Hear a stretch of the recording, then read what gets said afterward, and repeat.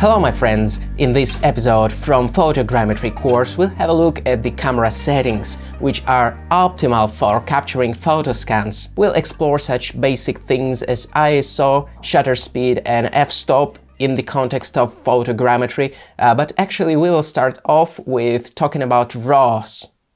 As we have mentioned already, such important decisions as color management shouldn't be left to camera to decide. The random in-camera color presets usually just mangle the contrast levels and the colors in general. And when it's coupled with compression of a JPEG format, for example, it's a disaster.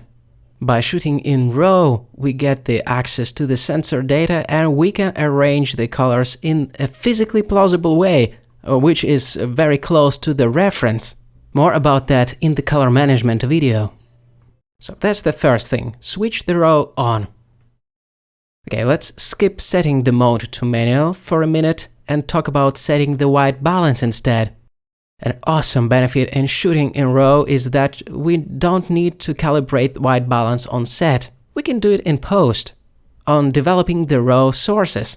But you would need some kind of a reference, a gray card for example. Otherwise the process becomes a little bit eyeball-y. In other words, we don't have to care about setting the white balance in camera that much. It all can be sorted out later. The next thing that we should take care of right away is setting the mode to manual. Now, every camera has the auto mode, but it's no good to let the camera decide what the exposure should look like. It will lead to inconsistent, flickering output. And not only brightness will flicker, but also the depth of field due to the changes in f-stop. It is much safer to set the mode to manual. That will fix the ISO, f-stop and shutter speed settings. Alright, so we have switched the camera mode to manual. Now what should we do with the settings that contribute to exposure? How to get to the correct exposure? Every camera has the exposure value meter, and the most straightforward thing that we can do is to keep that meter around 0. Well, the EV values of -1 to +1 are acceptable, but if it's around 0, it means that you're just doing it right, most likely. And hopefully there will be no overexposed or underexposed parts. What are the dangers of overexposure and underexposure? When the exposure value is set to the right, we run into the risk of clipping the higher-end light values, like on the white bricks here. While this is not the end of the world, and we can still try to bring back those highlights in special software like Darktable, it's still pretty bad. And obviously, if we underexpose the photo, or expose it to the left, we will most likely discover a lot of noise in the darks after bringing it up in post. Or we will lose the darker portions altogether.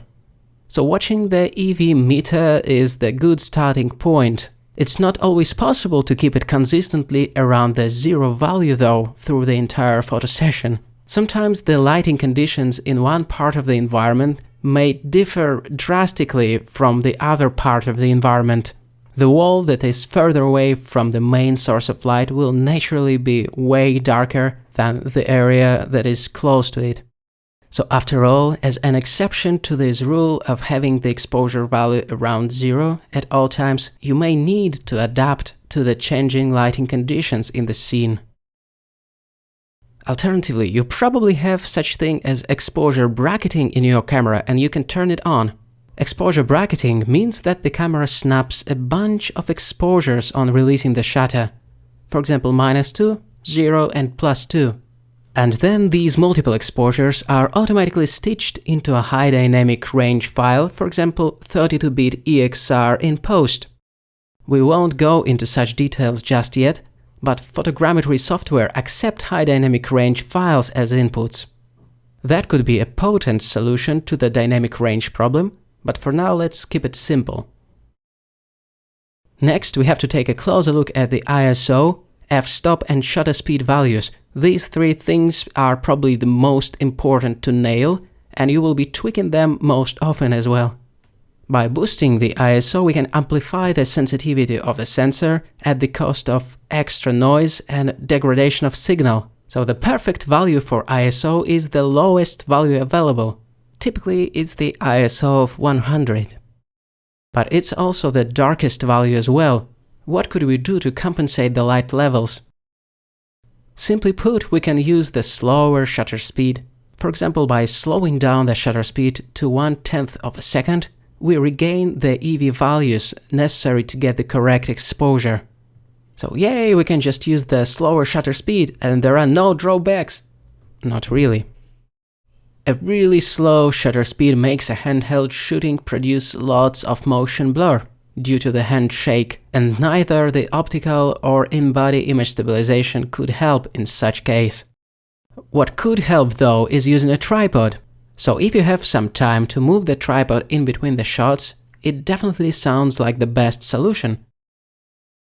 Okay, the next super important camera setting is the f-stop value, or aperture.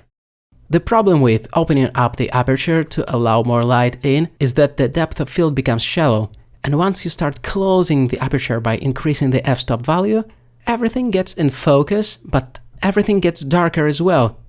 And we also need to compensate it somehow. You guessed it, by slowing down the shutter speed again. Alright, shutter speed saves the day again. So you're telling us that we should put the f-stop value as high as we can? We need to put everything in focus, right? Well, there is a caveat as usual. Let's compare two f-stop values, 6 and 20. You can tell that with the f-stop value of 6, some parts of the wall still fall out of focus. So let's crank up the f-stop all the way to 20 and compare the results. Now it seems that pretty much everything is in focus, and that's a good thing. The bad thing though is that the phenomenon known as diffraction comes into play. In other words, a photograph grows progressively less sharp as you go from f8 to f11, from f11 to say 18, and at some point it becomes really bad and blurry. At the f-stop of 6 it isn't prominent at all, but see what happens at the value of 20, everything got a little bit blurry. That's diffraction. And in many lenses it's kind of unavoidable once you start really closing the aperture. So to find a sweet spot in setting the f-stop value, feel free to experiment with the f-stops in between, let's say, 8 and 11. Now let's summarize this section by naming the optimal values of ISO, f-stop and shutter speed again. When the tripod is available and you're willing to use it, then feel free to set the ISO value at its lowest.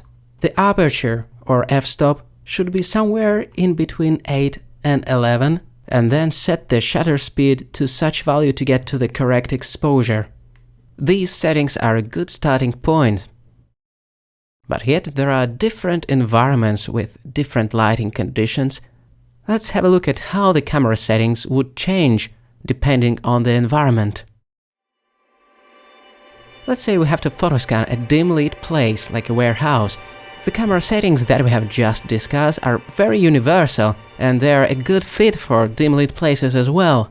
First of all, we don't have enough light to shoot handheld, so we assume that we'll be using tripod. So the first thing we do is drop ISO all the way to 100, set the f-stop to 11 to make sure everything is in focus, and then slow down the shutter speed to 1/15 of a second to get to the exposure value of 0. You'll need a tripod to keep the camera steady at such shutter speed, and you'll probably need to set a timer in the camera settings in order to not shake the camera additionally on releasing the shutter. Or alternatively, a remote would come in handy in order to not press any buttons at all. Many modern cameras can connect to smartphone, so that can serve as a remote. The other type of photoscanning scenario is when there's enough light to shoot handheld, for example outdoors. By saying enough, usually it's not nearly enough to drop the ISO all the way to the lowest number, so a compromise has to be taken. For example, ISO 200, f-stop 5.6 or something like that. And then the crucial thing, when shooting handheld, the shutter should be set as fast as possible. Let's say faster than 1/50th of a second. Otherwise it will be shaky no matter the optical image stabilization or in-body image stabilization. The important thing to understand about shutter speed is that it's measured in seconds or fractions of a second, and at first it could be slightly tricky to interpret the numbers after the division sign or the slash symbol. The higher is the number after the division sign, the less time the shutter remains open. So a 50th of a second is actually 2 times slower and 2 times brighter than a 100th of a second. And obviously 1 second is much slower and brighter than 100th. Returning to our handheld scanning example, the shutter speed should be pretty fast to avoid motion blur. It also depends on the focal length, but let's say without going too deep into the weeds that the shutter speed for the handheld shooting should be somewhere in this range. It would be a pretty safe bet even for the hands that are not super steady like mine. But what camera settings to set in the darkest dungeons, where there is very little light indeed? In such extreme conditions, enabling the in-camera flash may come in handy. The ISO should be at its lowest, f-stop at 11, a pretty fast shutter speed, and the flash. The flash may lead to lighting inconsistencies in between the shots, but what can we do? Generally, it still works well enough in reconstruction, so in-camera flash could be a viable method of scanning such dark environments. A few words about the drive mode now. Typically, the drive mode should be kept at single shooting. It's usually set like this by default, so you don't have to touch anything to activate it. In some cases, when there's plenty of light, the drive mode can be switched to continuous shooting. By activating this mode, you tell the camera to shoot in bursts, so you press and hold the shutter button, and it behaves somewhat like shooting a video.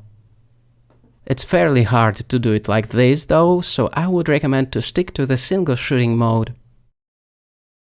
So these are the essential camera settings used for photogrammetry. It is important to understand them all.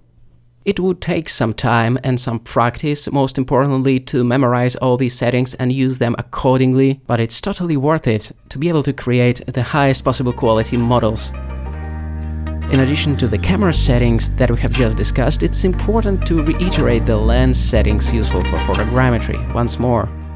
As we've mentioned before, the quality of the final photo scan largely depends on the quality of pixels in the source photos, and that depends on the quality of optics, alongside other things.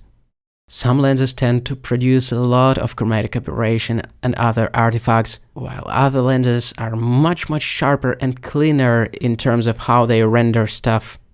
The prime lenses usually tend to be slightly better than the zoom lenses in terms of these artifacts, but the zoom lenses also perform very differently depending on the focal length, for example.